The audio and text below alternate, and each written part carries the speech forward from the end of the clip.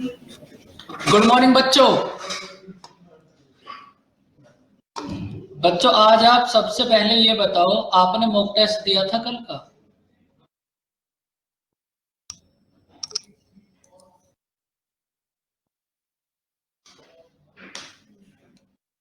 जो मतलब इस संडे में देखो, जो एसएससी वालों का था उसमें तो ज्योमेट्री थी बस, क्योंकि एसएससी वालों का तो फिलहाल प्रेजेंट में एडवांस मैथ ही चलेगा। तो अब आप एक बार अपना स्कोर बताओ कितना कितना रहा।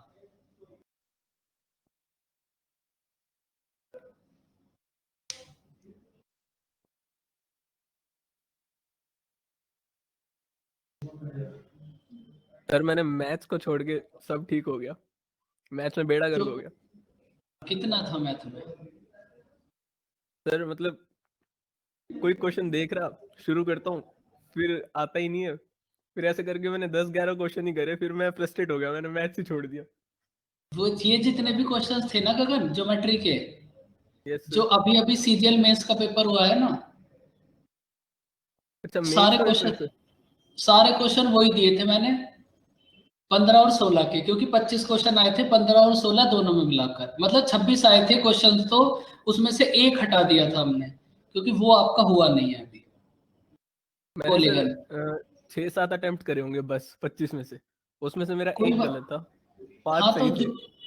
जो अटेम्प्ट करा वो सही होना चाहिए। ये जो 3 दिन मेंस हुआ था ना अपना, 15 16 17, तो 15 और 16 दोनों दिन में मिला के 26 क्वेश्चन आए थे, तो 25 उसमें से आपको डायरेक्ट दिए थे।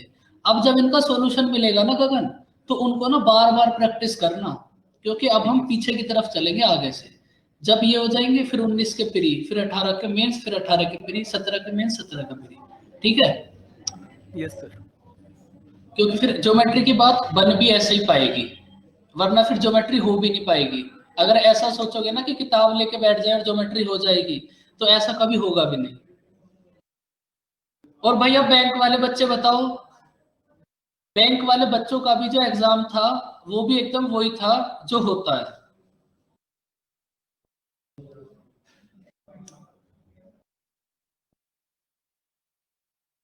पुनीता एसएससी या फिर बैंक? केशव आपने नहीं दिया क्या इस बार मॉक टेस्ट?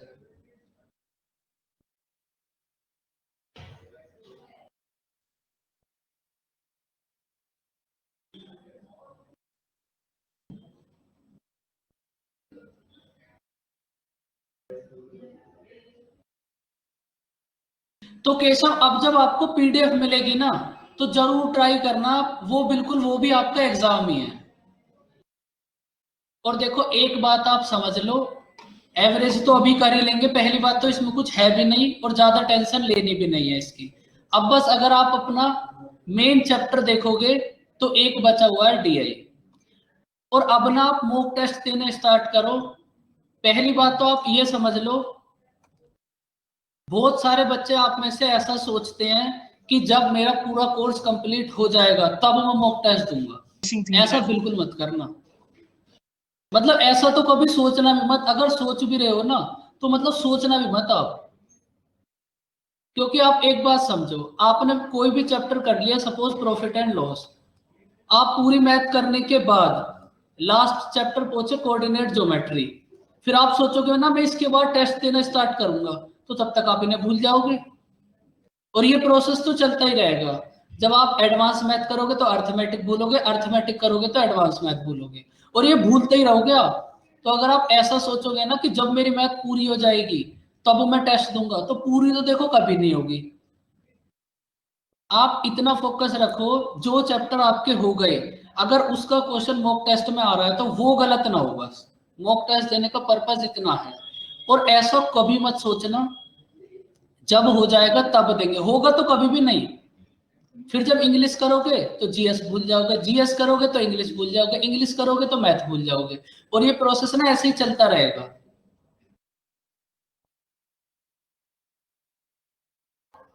नहीं गगन, ऐसा ही होता है, फिर आपको ऐसा लगेगा अगर मैं मॉक टेस्ट दूंगा तो मेरे मैथ में तो नंबर ठीक आ जाएंगे, इंग्लिश में कम हो जाएंगे, तो फिर आप उस डर की वजह से मॉक टेस्ट नहीं देते। जब आप अपना पूरा कोर्स भी कंप्लीट कर लोगे ना, देखो सपोज आज आपने कोई मॉक टेस्ट दिया, आपके नंबर आए 70 और बैंक वाले बच्चों के आए 40।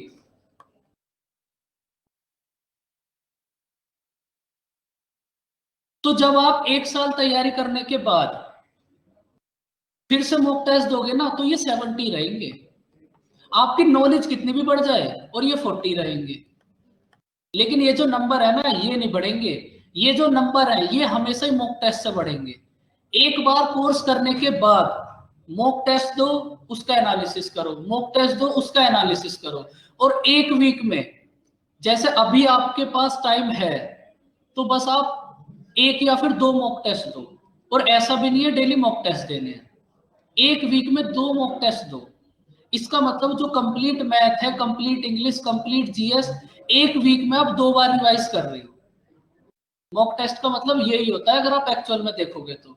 सेम ऐसे बैंक वाले, एक वीक में एक मॉक टेस्ट दो, क्योंकि इधर इनकी रीजनिंग भी टफ होती है।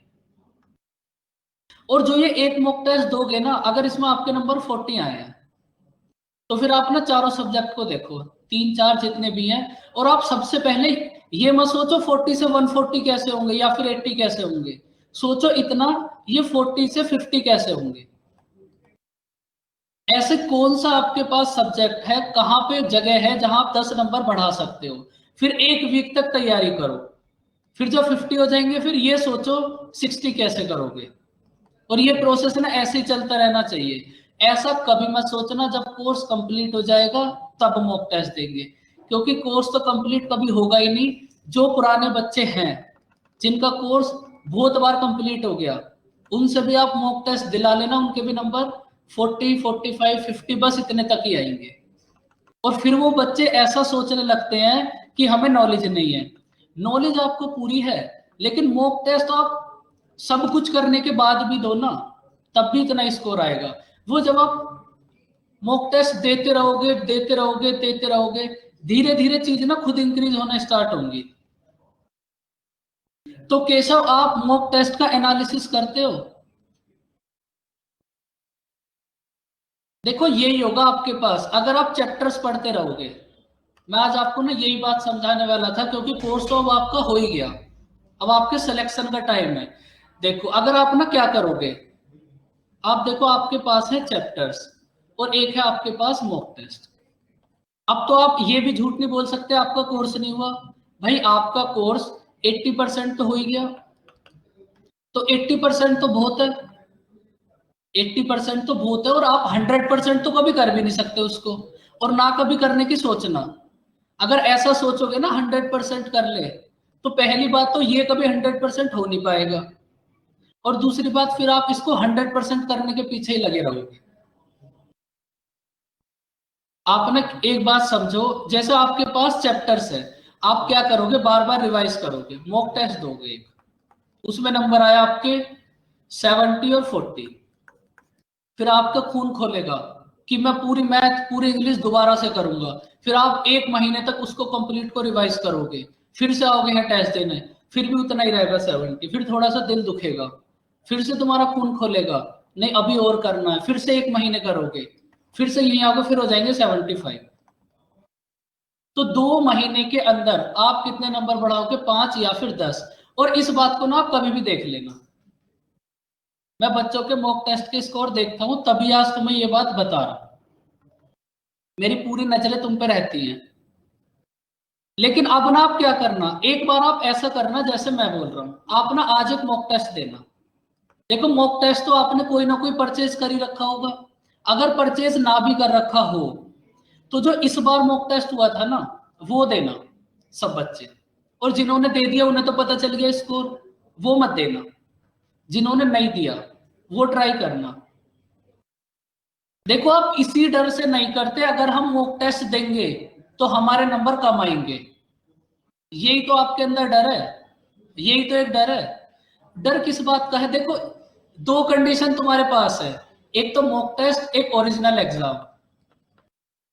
तो तुम आप खुद से एक बात बताओ, जो तुम्हारा ओरिजिनल डर है उसे मॉक टेस्ट से दूर करोगे या फिर सीधा ओरिजिनल एग्जाम में जाके फेल होगे? बताओ, खुद से बताओ। भाई जब आप मॉक टेस्ट में 40 का स्कोर नहीं देख पा रहे, 40 देखने के बाद आपको नींद नहीं आ रही, तो फिर जब ये ओरिजिनल एग्जाम होगा, जब इसमें 40 देखोगे तो तुम्हें तब कैसे नींद आ जाएगी? तो फिर अगर ये गया तो ये तो 1 साल बाद आएगा, और ये इसको तो चाहे फिर आप नेक्स्ट डे फिर से दे लो, सेम डे दे लो। तो आप ना अगर ऐसा सोचोगे ना कि हम पूरा कोर्स कंप्लीट कर लेंगे और हम तो उसके बाद ही जाएंगे एग्जाम देने, और हम ये कर देंगे, हम वो कर देंगे, तो कुछ नहीं कर पाओगे, फेल हो जाओगे चुपचाप एकदम। फिर दोबारा से रजिस्ट्रेशन कराओगे, दोबारा से फीस दोगे बिना मतलब। बिल्कुल केशव, ओरिजिनल बात यही है। आपको ना ऐसा लगता है कि अगर हम यहां मॉक टेस्ट देंगे तो हमारे नंबर आएंगे 110, तो हम सीधा ना एग्जाम में दे के आएंगे। आप खुद से सोचो, अगर आप इस बात को सोच रहे हो तो आप सही सोच रहे हो या फिर गलत। भाई ये जो 110 है, आप इसको यहां तो इंप्रूव कर सकते हो, टाइम ही टाइम है। लेकिन अगर ओरिजिनल एग्जाम में फेल हो गए, टाइम फिर भी मिलेगा, ये पूरा 1 साल का टाइम फिर भी मिलेगा, पूरा 1 साल का। तो ये जो तुम्हारा डर है ना, देखो डर कुछ नहीं होता, डर कुछ होता ही नहीं है। और ऐसा ना सभी के साथ ऐसा ही होता है। मैंने थोड़े दिन पहले एक मॉक टेस्ट दिया, चलो तुम अपनी छोड़ो, तुम मेरे से देखो फिर ही समझोगे। मैंने ना एग्जाम दिया था CHSL का,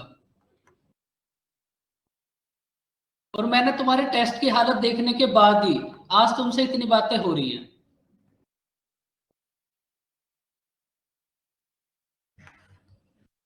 और इसको ना आज तुम समझ लो, तुम्हारा सिलेक्शन होना या फिर ना होना वो इसी पे डिपेंड करेगा हमेशा। कोर्स तो कभी पूरा हो ही नहीं सकता। देखो गगन, मैं सारे टेस्ट देखता हूँ और सारे सॉल्व करता हूँ, सारे। वो सर मैं अपने नाम से टेस्ट नहीं देता ना, कभी लड़की बन जाता हूँ, कभी कुछ बन जाता हूँ। नहीं मतलब ऐसे मैं करता हूँ। वैसे देख लेता हूँ किसी बच्चे का स्कोर कितना है इस टाइप से। तो स्कोर ज्यादातर सबके ना अप्रोक्स ही रहते हैं, किसी के 90, किसी के 110, किसी के 150, किसी के 80, 115, किसी के 85, उतने ही रहते हैं। और भाई लड़की बनने की कोई जरूरत नहीं है, हमारे पास जितनी लड़की है वही बेचारी बहुत अच्छी है। आपको क्या नया शौक चढ़ा है? आप टिकटॉक तो नहीं यूज करते थे पहले? अरे नहीं सर, कभी नहीं। फिर ठीक है। नहीं उधर भी ट्रेंड आया था कुछ?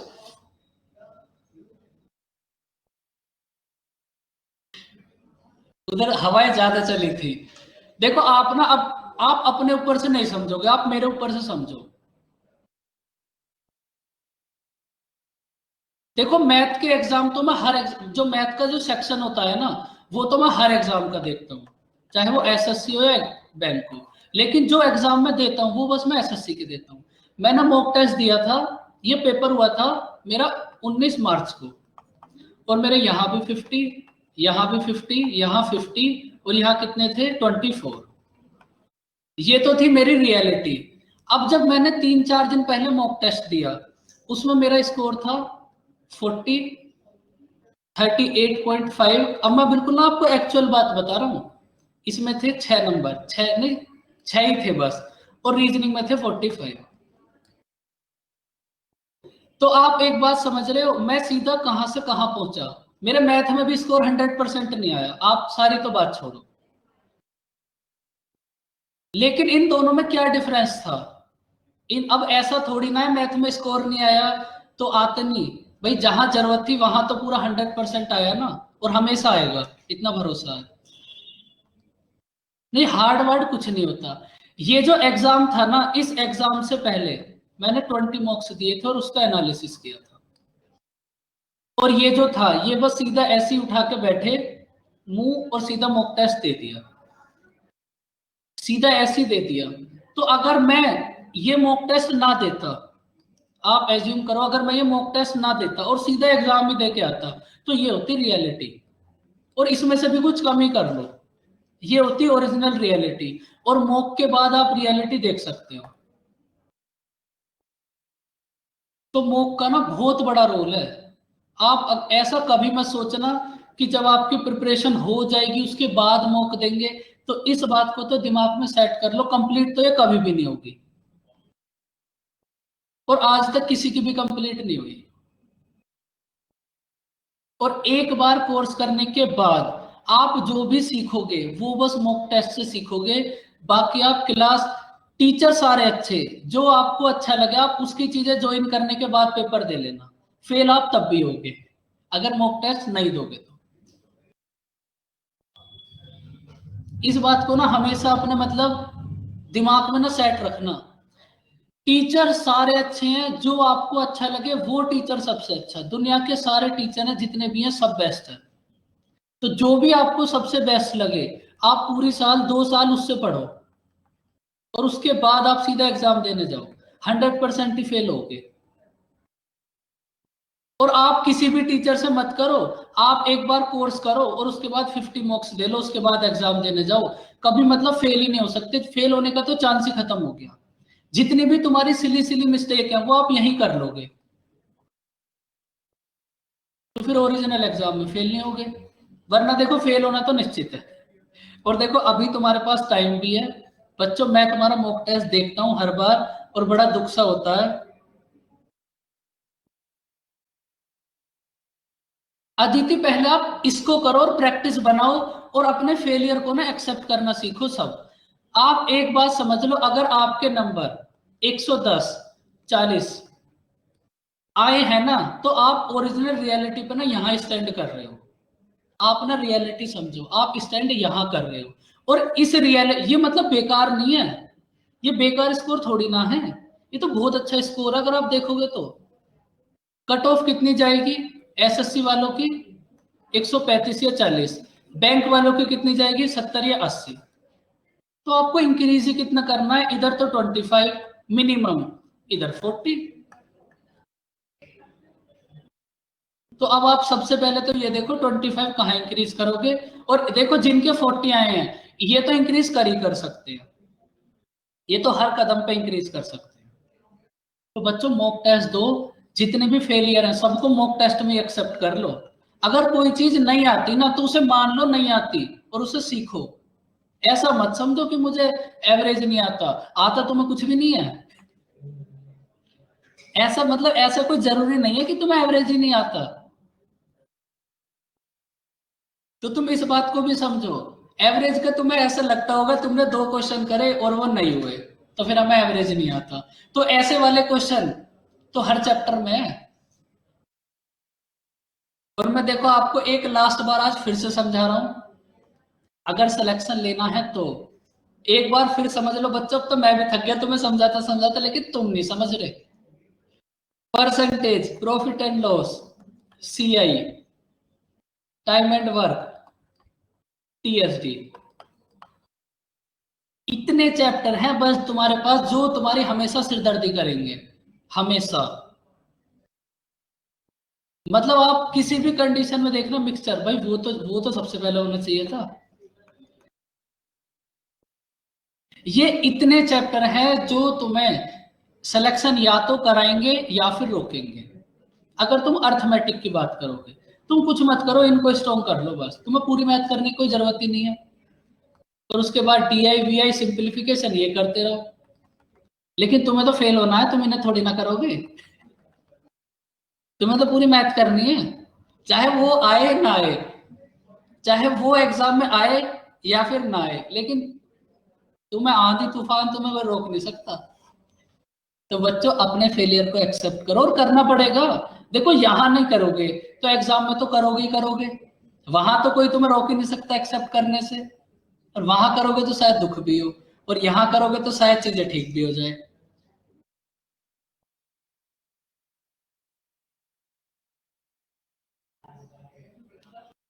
सर 6 दिन लग, हाँ बोलो गगन।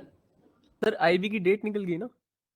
हाँ बहुत दिन हो गए। नहीं नहीं सर, फॉर्म की बात नहीं कर रहा मैं, टेस्ट की भी डेट आ गई ना सर, कि शायद वो फेब में अभी ही हो रहा मैंने है। वो भी मैंने देखा नहीं।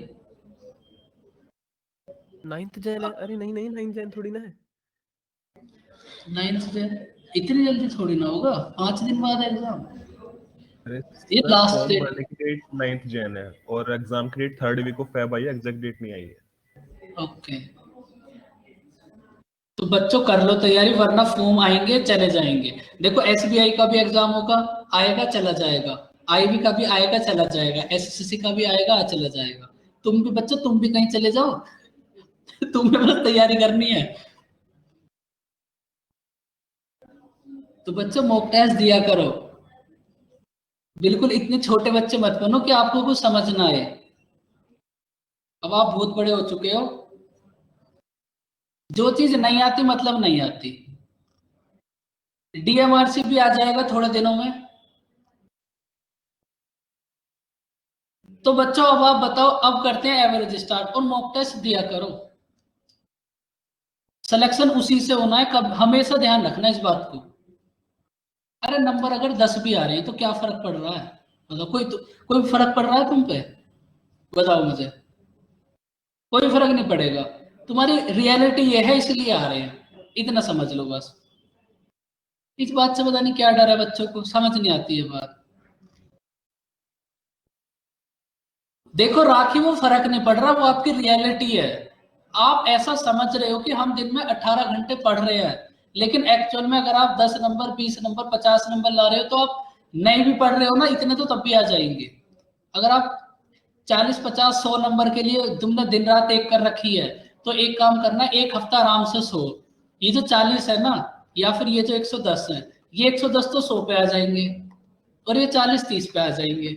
और ना सिलेक्शन 40 पे हो ना सिलेक्शन 30 पे हो, ना 100 पे होगा ना 110 पे होगा, तो फिर सिरदर्दी किस बात की?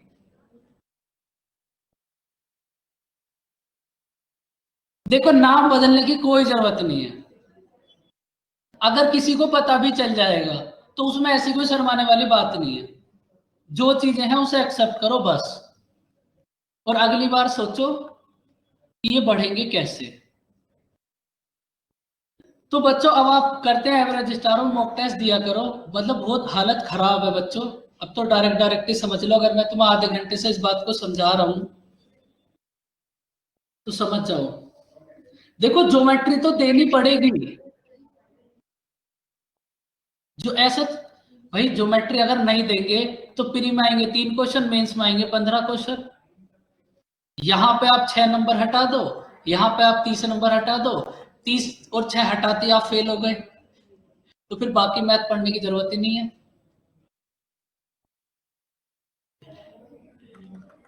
तो बच्चों टेस्ट दिया करो, कोई बात नहीं, फेल पास कुछ नहीं होता, सब चलता रहता है।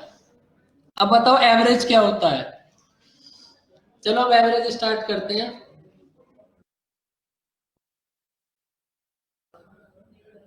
आके तुम्हारा मॉक टेस्ट का स्कोर देखो, बड़ा दुख सा होता है। मतलब ऐसा लगता है कि तुम्हें कुछ पढ़ाया ही नहीं है।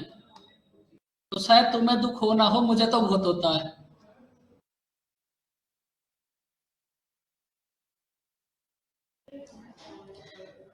देखो एवरेज होगा आपके पास, देखो फिर ये तो आपको एक्सेप्ट करना ही पड़ेगा। राखी से आप बच नहीं सकते कभी भी। देखो दो चीजें ऐसी हैं जिससे आप बच नहीं सकते, एक तो मोहब्बत, ये भी हो ही जाएगी कहीं ना कहीं, और एक ज्योमेट्री।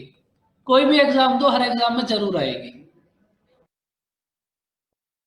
तो इससे तो तुम एकदम आंधी हो तूफान हो, मोहब्बत के आगे डटे खड़े, बाबू मैं तो एकदम जान दे दूंगी, मैं तो ये कर दूंगी, मैं वो कर दूंगा, है ना।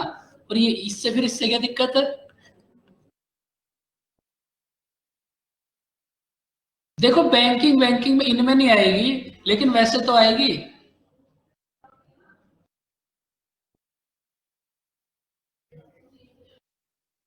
तो बच्चों आप एक काम करो, मैं आपको हर क्लास में समझाता हूं।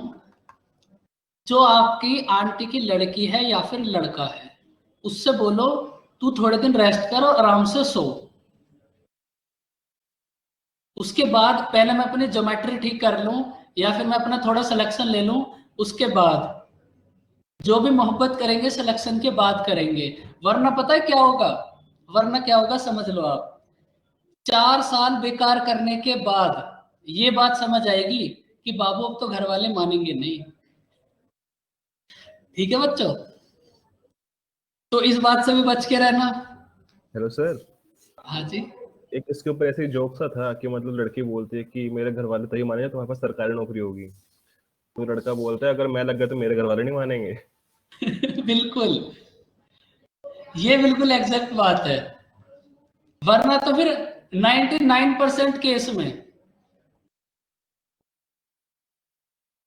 99% केस में ना ऐसा ही होता है।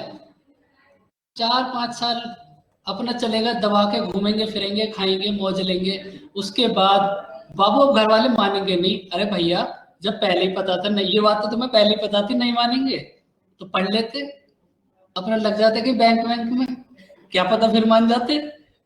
ऐसे तो मानेंगे ही नहीं, रात रात भर फोन से बात करने से कौन मानेगा। अगर आपके भी कुछ ऐसे टारगेट्स हैं तो फिर बच्चों थोड़ा ध्यान रखो और एवरेज पे ध्यान तो पढ़ो।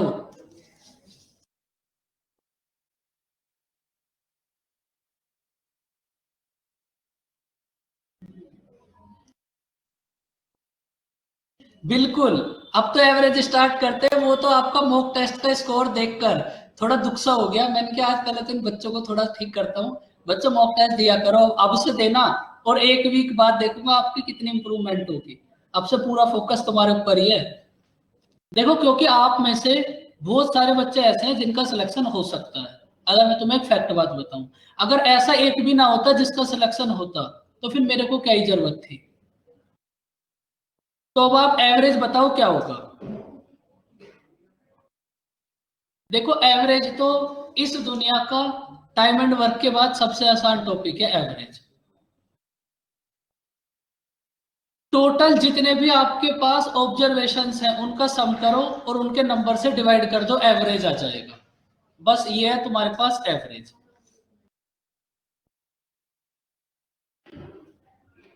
अब देखो, आप ना कुछ चीजें नोट कर लो।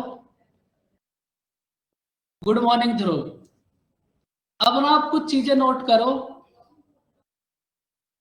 और मैं बस बोल रहा हूं, आप नोट कर लो, फिर लिखने में बहुत टाइम लगेगा। बेटा, अब तो न्यू ईयर तो कब का गया। Same to you Dhruv. देखो, आप नोट करो sum of first n natural numbers.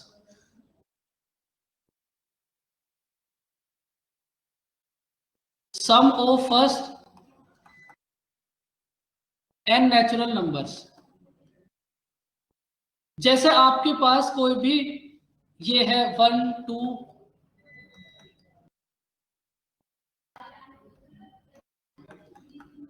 3 4 ऐसे करके आपके पास कहीं तक भी है ये 70 तक, और आपको ना इसका सम फाइंड आउट करना है। क्या होगा sum of first n natural numbers? क्या होगा n+1/2। बहुत एकदम नॉर्मल सी बात है, नॉर्मल सा चैप्टर है ये।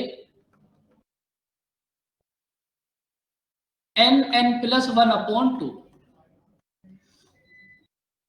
सम of first n natural numbers. और बच्चों, अब आप नोट करने के बाद बता देना। अब इसको ना थोड़ा जल्दी जल्दी करेंगे फिर।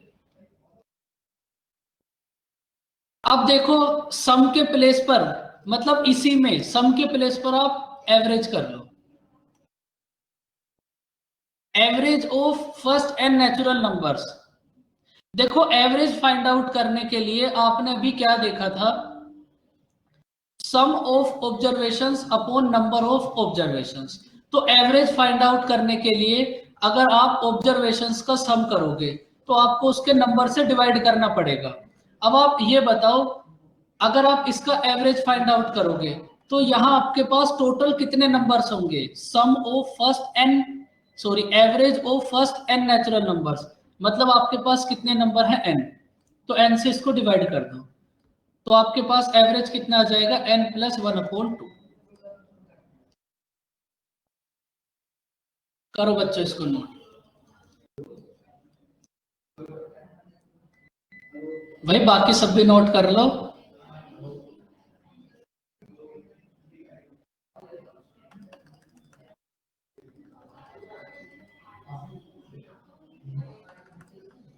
देखो, अगर आपको फर्स्ट n डिजिट के स्क्वायर्स का सम फाइंड आउट करना हो, मतलब ऐसे करके आपके पास डिजिट से 70 स्क्वायर और आपको ना इनका सम फाइंड आउट करना है, सम ऑफ फर्स्ट एन डिजिट, मतलब एन डिजिट के स्क्वायर्स का सम। तो इसके लिए भी फॉर्मूला है, उसे भी नोट कर लो। देखो इनको आप नोट करते रहना।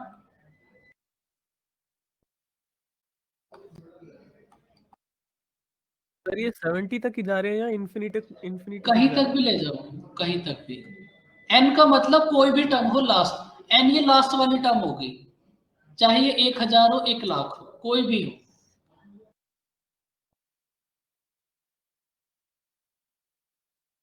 फर्स्ट एन डिजिट के स्क्वायर का सम कितना होगा? N N plus 1 2n plus 1/6।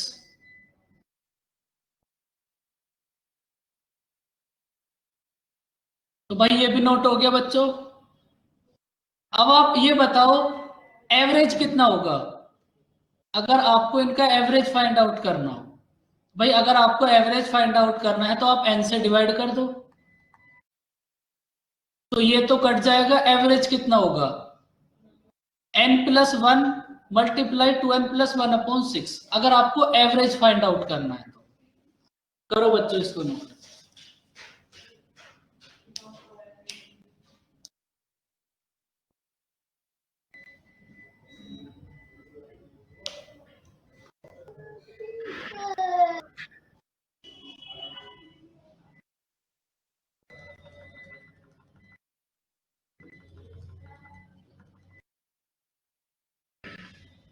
देखो अगर आपको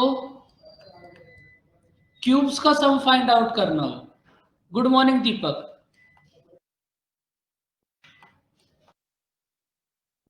कहीं तक भी हो ये लास्ट डिजिट कुछ भी हो आप n कर लो। आपको अगर फर्स्ट n डिजिट के क्यूब का सम फाइंड आउट करना हो तो वो कितना होगा?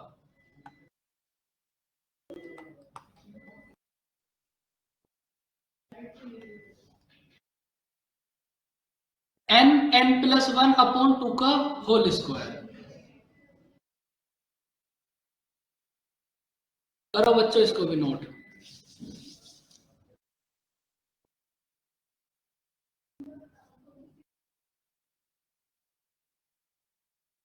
वंशिका आज तो बहुत दिन बाद क्लास में आना हुआ।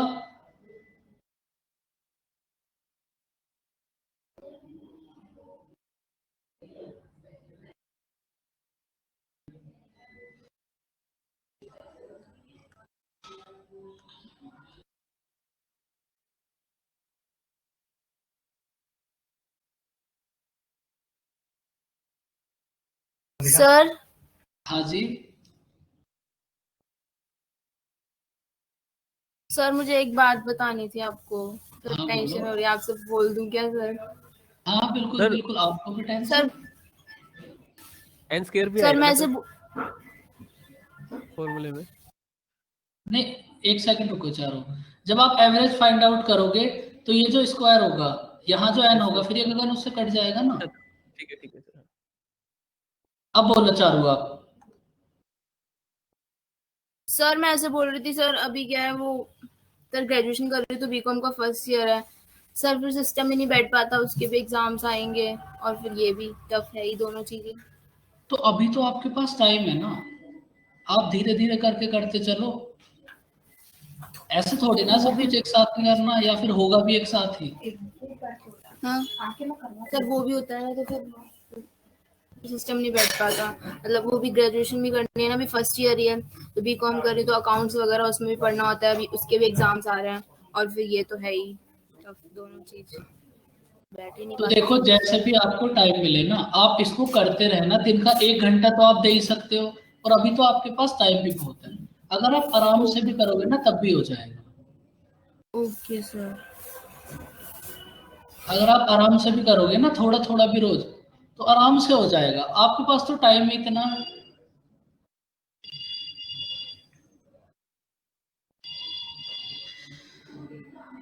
बिल्कुल वंशिका, आपने बताया था, याद है सब। तो देखो अगर आपके पास क्यूब्स का आपको सम फाइंड आउट करना हो तो वो ये होगा, और अगर एवरेज फाइंड आउट करना है तो वो ये होगा।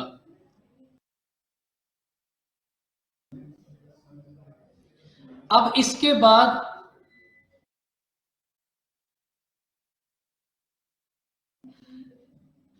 sum of first n natural numbers, even numbers.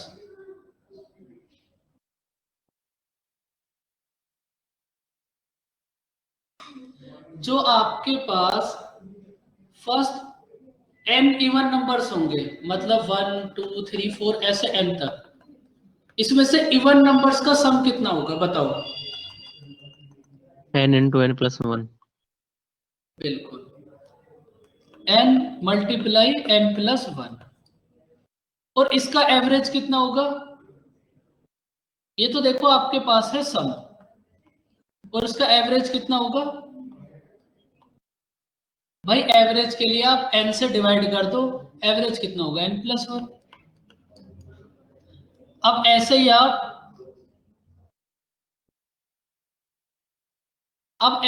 आप क्या करो, ओड नंबर्स का बताओ। फर्स्ट n ओड नंबर्स का सम कितना होगा?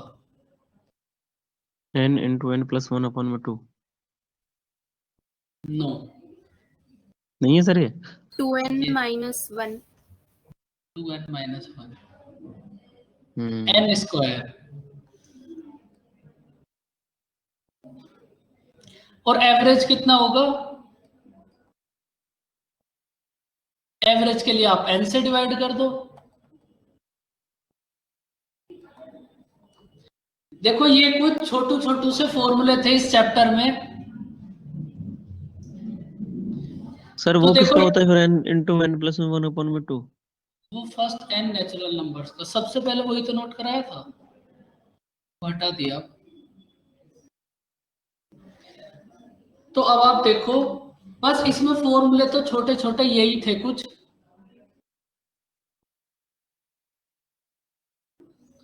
देखो बताओ एवरेज कितना होगा? एवरेज होगा इन सबको आप ऐड करो और जितने नंबर हैं उनसे डिवाइड कर दो, एवरेज आ जाएगा।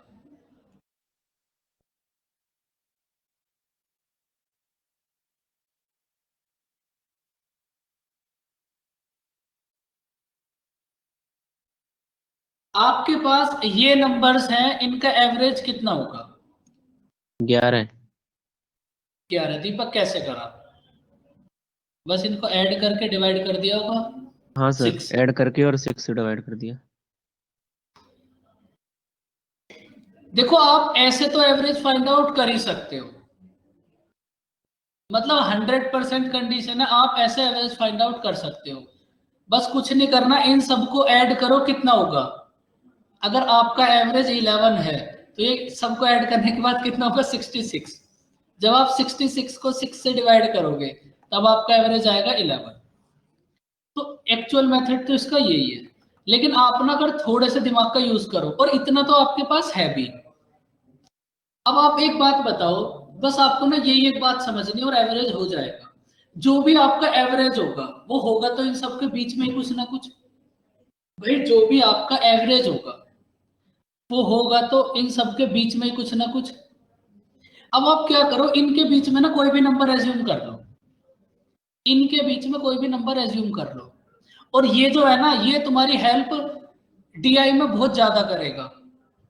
ये मेथड डीआई में तुम्हारी हेल्प बहुत ज्यादा करेगा, क्योंकि डीआई में तुम्हारे पास एक ऐसा करके होता है ना एक सिस्टम, एवरेज बताओ कितना होगा, फिर बच्चे पूरा उसमें सिस्टम लगाते हैं, ऐड करते हैं, फिर उसमें फिर चुपचाप जब रिजल्ट आता है फिर तो पता ही होता है क्या होना है।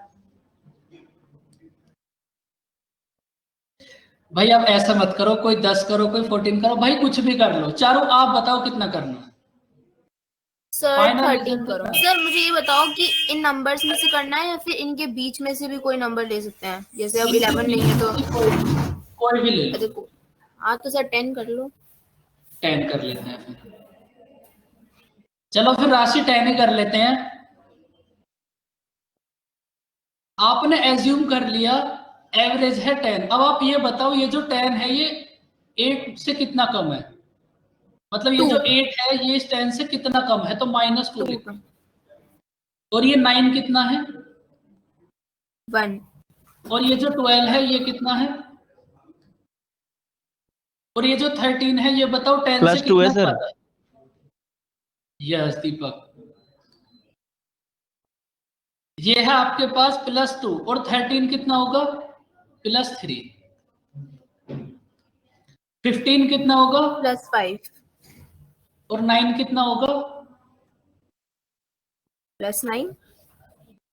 9 अच्छा होगा minus। -9, हाँ -9।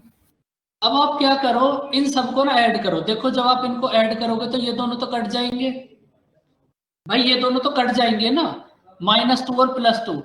और उसके बाद जब आप माइनस वाले आपके पास कितने हो गए -1 और -1 हो गया आपके पास -2 और प्लस वाले कितने हो गए आपके पास 8। -2 और +8 कितना होगा 6। इसका मतलब आपका जो एवरेज है वो 6 ज्यादा होगा, और 6 ज्यादा कितने टर्म्स पे होगा 6 पे। भाई आपके पास 6 टर्म्स है ना, तो हर एक टर्म पे कितना ज्यादा होगा 1। तो आपका ओरिजिनल एवरेज कितना होगा 10 आपने एज्यूम करा है, 1 उसको इंक्रीज कर दो, तो एवरेज कितना होगा 11।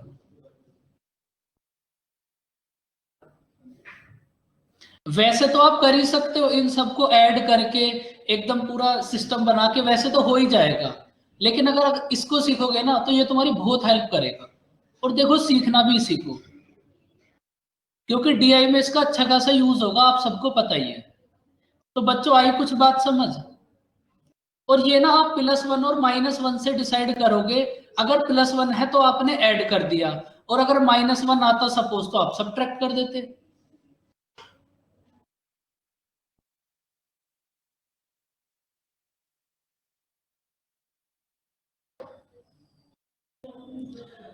देखो आपके पास है 20,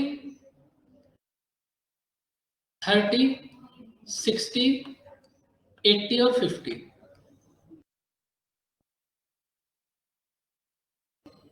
इन सब का एवरेज फाइंड आउट करना है, क्या होगा करो एक बार ट्राई। इनको ऐड करके 5 से डिवाइड कर दो, एकदम इजी सी बात है, सिंपल सी। बताओ कितना होगा एवरेज।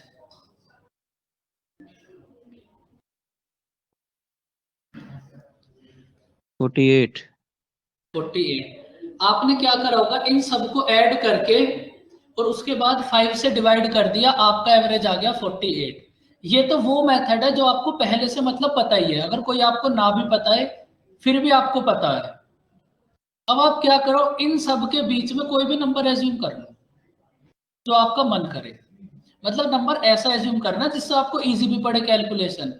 देखो मुझे पक्का पता था चारों का 79, चारों अगर 79 से ही करना है फिर तो वैसे ही कर लो। अच्छा तो फिर मतलब कम नंबर लें फिर बड़ा लें? कुछ भी ले लो लेकिन नंबर तो इजी लो 50 ले लो सर। भाई। 50, तो सर 60, ये कैसे पता 70। चलेगा कि नंबर इजी कौन सा है और टफ कौन सा है? आप ये बताओ आपको 60 इजी लगता है या फिर 79? सर 60 देखने में तो 60 ज्यादा अच्छा लग रहा तो है। फिर देखने में तो अच्छा लगना चाहिए। हाँ 0 भी है, फिर आसानी से माइनस प्लस हो जाएगा। हाँ बस नंबर ऐसा ही सोचना जो आसानी से मतलब हो जाए, मतलब इतना एक्सट्रीम लेवल का मत लगाना। बिल्कुल। देखो देख के तुम्हें इतना तो पता चल ही जाएगा कि एवरेज है किसके आसपास। चलो आपने ना 50 एज्यूम कर लिया, बाकी कुछ भी एज्यूम करो आंसर सेम आएगा। ये देखो 50 से कितना है -30, ये है -20, ये है +10, +10 ये कितना है +30। +30, और ये तो 0 है। अब आप इन सबको चेक करो, ये दोनों तो आपके पास कट गए। अब ये होगा आपके पास -10। -10 अब -10 कम है कितने वेरिएबल्स पे 1 5। 1 2 3 4 5, तो 5 से डिवाइड करो तो आपके पास कितना है -2, तो 50 में से 2 को सब्ट्रैक्ट कर दो, इसका मतलब ओरिजिनल एवरेज है 48। सर ऐसे 0 वाली मतलब पर ये ऐड करके ही सही लग रहा है। बड़ी नहीं जब आएगी जब ये अच्छा रहेगा। देखो प्रैक्टिस तो छोटे से स्टार्ट करो, और ये तो इजी है, आपको यूज इसी को करना है डीआई में। वो आपको इसलिए इजी लग रहा है क्योंकि उसको आप ना बहुत बचपन से करते आ रहे हो, लेकिन इजी एक्चुअल में देखोगे तो ये है। सर है तो इजी, बट ये थोड़े के लिए तो वही इजी है, इसमें तो फिर घूमना पड़ जाता है बहुत लंबा। तो एक ही अगर बात लंबा आ बोल, जाए तो यही सही है वैसे। अब करो इसको ट्राई। नहीं दीपक, आप सब कुछ ऐसे ट्राई करो। देखो वो तो आपको पता है ही, क्लास से कुछ नया भी तो सीखो, वो तो पता ही है। अगर मुझे वही बताना होता तो उससे इजी तो कुछ था ही नहीं। ऐड करके 5 से डिवाइड कर दो, आ गया। करो अब इसको ट्राई और आंसर बताओ कितना होगा। आप ये बताओ,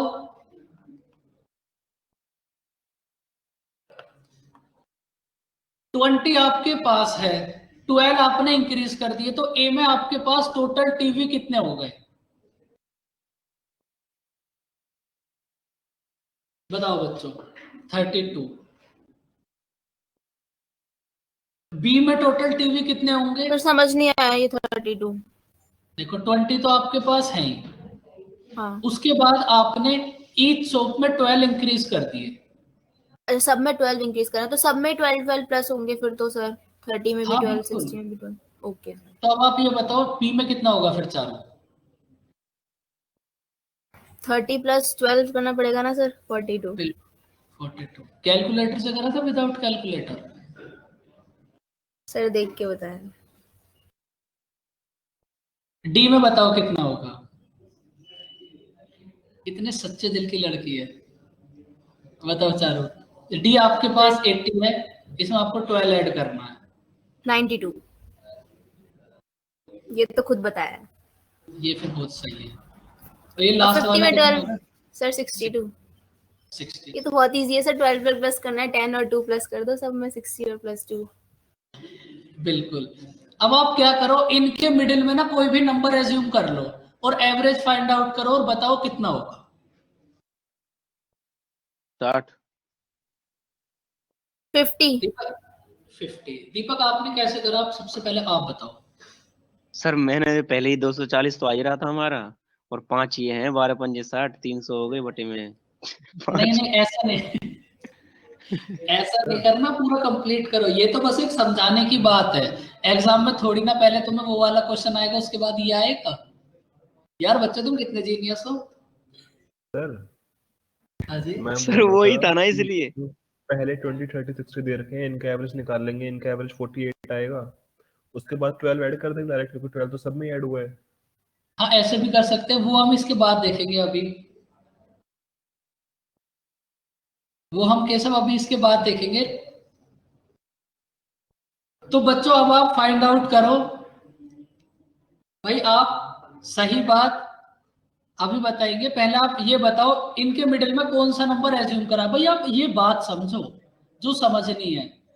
यहां तो ये क्वेश्चन एकदम इजी है, यहां तो तुम्हें ऐसा लग रहा होगा धुआं उड़ा देंगे एकदम। 52 एज्यूम कर लो। अब आप बताओ 32 कितना होगा। अब बच्चों बताना स्टार्ट करो, तब प्रैक्टिस होगी।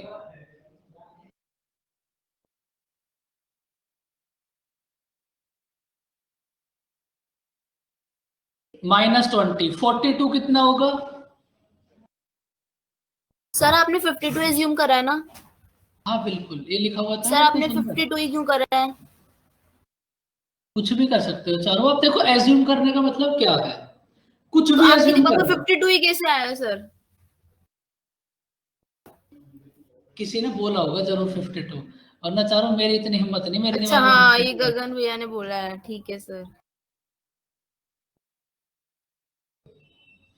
भाई आप कुछ भी ले सकते हो जो आपका मन करे, आंसर तो सेम ही आएगा। नहीं सर, मतलब आपके दिमाग में 52 आया, मेरे में नहीं आया ना, इसकी वजह से मैं सोच रही थी। आपके दिमाग में क्या आया? सर मैं तो सोच रही थी कि 50 कर लेते हैं, हमने कहा था 50 इजी भी लेना करके है तो। आप 50 करके करो, आंसर सेम आएगा। अब बताओ बच्चों जल्दी से बताओ, आज तो टाइम भी हो गया। 72 कितना होगा?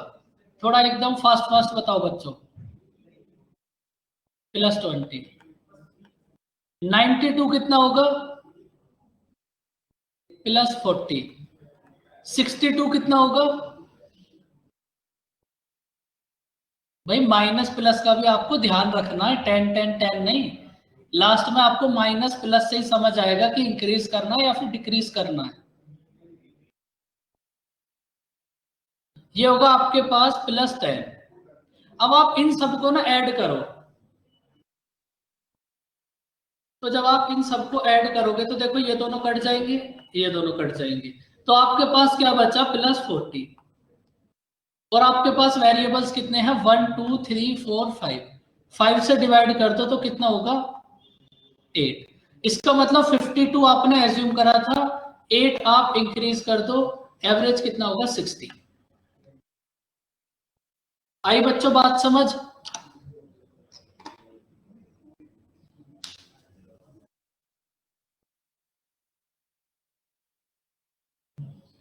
अब एक क्वेश्चन आपका होमवर्क है, आज थोड़ा सा टाइम टेस्ट वाली बात में चला गया। ये क्वेश्चन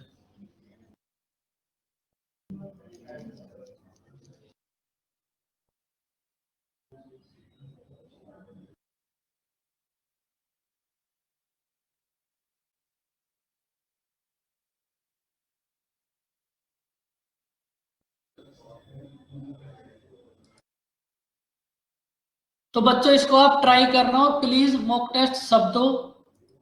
अब आपको इतनी देर समझाया तो आप मॉक टेस्ट स्टार्ट करो। ओके बच्चों, bye bye, take care, next class में मिलेंगे। एवरेज के बाद फिर स्टार्ट करेंगे हम डीएल। ओके बच्चों, बाय बाय। सर हाँ जी, सर जो LCM HCF चैप्टर है ये नंबर नंबर सिस्टम सिस्टम के अंदर ही आता है या अलग से होता है ये? नहीं, नंबर सिस्टम में है। ठीक है सर। जब तो नंबर सिस्टम बहुत लंबा चैप्टर है, एपी जीपी ये सब ना नंबर सिस्टम के अंदर ही आएंगे।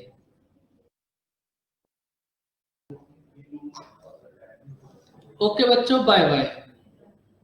और बच्चों टेस्ट का ना ध्यान रखो सब।